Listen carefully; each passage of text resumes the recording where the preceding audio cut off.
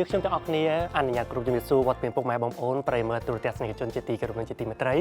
ស្វាគមន៍មកកាន់សប្តាហ៍ថ្មីជាមួយនឹងកម្មវិធីហុងស៊ុយបែបវិទ្យាសាស្ត្រចាប្រិយមិត្តទាំងអស់គ្នានៅសប្តាហ៍នេះយើងក៏មានការចូលរួមពីអ្នកជំនាញផ្នែកវិទ្យាហុងស៊ុយចំនួន2រូបចាដែលមានលោកគ្រូមេសានិងលោកគ្រូស្រស់ជាមួយនឹងប្រធានបទថ្មីមួយទៀតគឺអំពីអត្ថប្រយោជន៍នៃការរៀបចំហុងស៊ុយផ្ទះចូលរួមទស្សនានិងស្ដាប់ទាំងអស់គ្នាជំរាបសួរលោកគ្រូទាំងពីរបាទលោកគ្រូមេសាយើងបានជួបច្រើនសប្តាហ៍ហើយឥឡូវនេះយើងក៏បានជួបជាមួយអ្នកជំនាញហុងស៊ុយមួយរូបទៀតគឺលោកគ្រូស្រស់មែនចាប្រិយមិត្តតាមនេះខ្ញុំដឹងប័ណ្ណពិសោធន៍របស់លោកគ្រូស្រស់មានច្រើនមែនតើនឹងចែករំលែកជូនបងប្អូនជាពិសេសបើសិនជាបងប្អូនចង់រៀបចំហុងស៊ុយផ្ទះឲ្យទទួលបាននៅលៀបតាមអ្វីដែលបងប្អូនចង់បានចាលោកគ្រូមានអារម្មណ៍មិនដែរចូលរួមកម្មវិធីយើងថ្ងៃនេះពិតជាមានអារម្មណ៍សប្បាយរីករាយមែនទែនថ្ងៃនេះគឺមានឱកាសបានមកចែករំលែកនៅប័ណ្ណពិសោធន៍ក្នុងការរៀបហុងស៊ុយផ្ទះបាទអញ្ចឹងគឺថ្ងៃនេះគឺ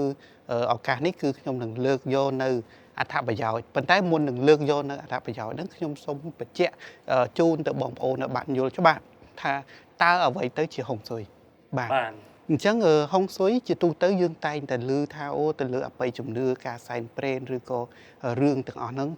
ជាប្រភេទសាសនាអីចឹងទៅប៉ុន្តែហុងស៊ុយគឺមិនមែនទេហុងស៊ុយគឺមានពាក្យតែពីរម៉ាត់តែប៉ុណ្ណោះគឺហ្វុងហើយនឹងស៊ុយហ្វុងហ្នឹងគឺសំដៅទៅលើខ្យល់ហើយស៊ុយហ្នឹងគឺសំដៅទៅលើទឹកបាទអញ្ចឹងអត្ថន័យរបស់ហុងស៊ុយគឺមិនមែនទៅលើការសែនព្រេនទេហុងស៊ុយគឺជាសិល្បៈនៃការរៀបចំទីតាំងឬក៏កន្លែងណាមួយដើម្បីឲ្យយើងទទួលបានផលយើងរីកចម្រើនហើយយើងងាយក្នុងការឆាប់ជោគជ័យបាទនឹងគឺជាអត្ថន័យរបស់ហុងស៊ុយគឺបែបហ្នឹងបាទជប់បើផ្សារភ្ជាប់ទៅនឹងពាក្យថាអ្វីទៅជាហុងស៊ុយផ្ទះមានពាក្យផ្ទះថែមទៀតបាទហុងស៊ុយផ្ទះតាមពិតទៅហុងស៊ុយគេនិយាយសំដៅទៅលើបរិយាកាសទៅលើខ្យល់ទៅលើទឹកសំណើមមជ្ឈដ្ឋានជុំវិញខ្លួនយើងនេះឯងគឺហុងស៊ុយអញ្ចឹងគឺហុងស៊ុយនៅពេលដែលយើងរៀបហុងស៊ុយឬក៏ផ្ទះណាមួយដែលមានហុងស៊ុយអញ្ចឹងគឺទីតាំងនោះគឺមានខ្យល់បរិយាកាសល្អបាទអញ្ចឹងនៅពេលដែលយើងរៀបហុងស៊ុយគឺយើងបានរៀបនៅទីតាំងប្រព័ន្ធខ្យល់ចេញចូលទៅក្នុងផ្ទះនោះមិនឲ្យស្ទះចរន្តខ្យល់អញ្ចឹងមនុស្សយើងគ្រប់គ្នាគឺតែងតែត្រូវការដកស្រូបនៅអុកស៊ីហ្សែន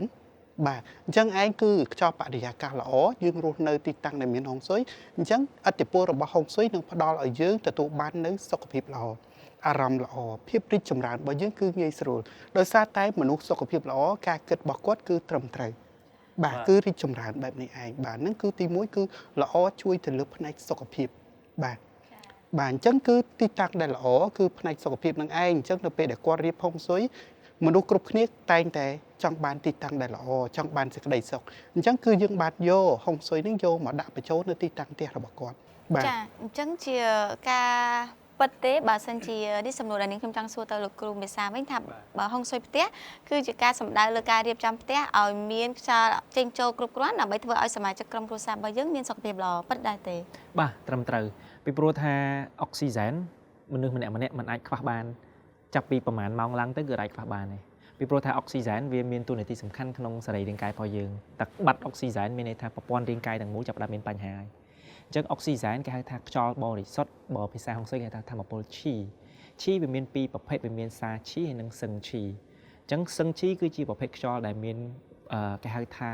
มันមានក្លិនស្អុយឆ្អែតឆ្អាបខ្យល់បរិសុទ្ធដែលយើងដកដង្ហើមទៅស្រួលការគិតរបស់យើងក៏ល្អអញ្ចឹងយើងមានគំនិតច្នៃប្រឌិតថ្មី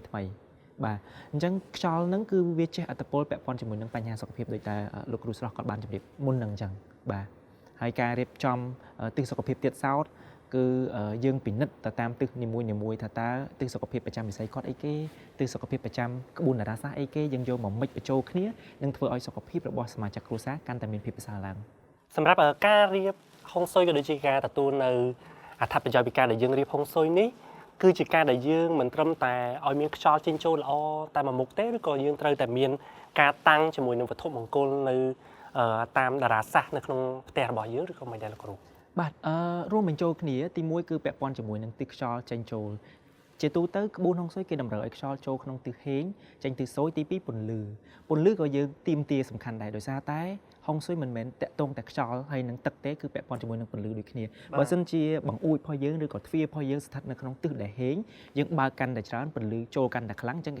ពន្លឺចូលមកនាំជាមួយនឹងកម្ដៅអញ្ចឹងអាកម្ដៅហ្នឹងធ្វើឲ្យទិសដែលហេងហ្នឹងវាផ្ទុះឡើងវាចេញអារលកហ្វ្រេកង់មក ពេលដែលយើងដកដង្ហើមចូលអារលកហ្វ្រីកង់ដែលល្អហ្នឹងវាមកចិញ្ចឹមសរីរាង្គកាយរបស់យើងចឹងអាហ្នឹងគឺយើងទទួលបានអត្តពលហេងទី2ដូច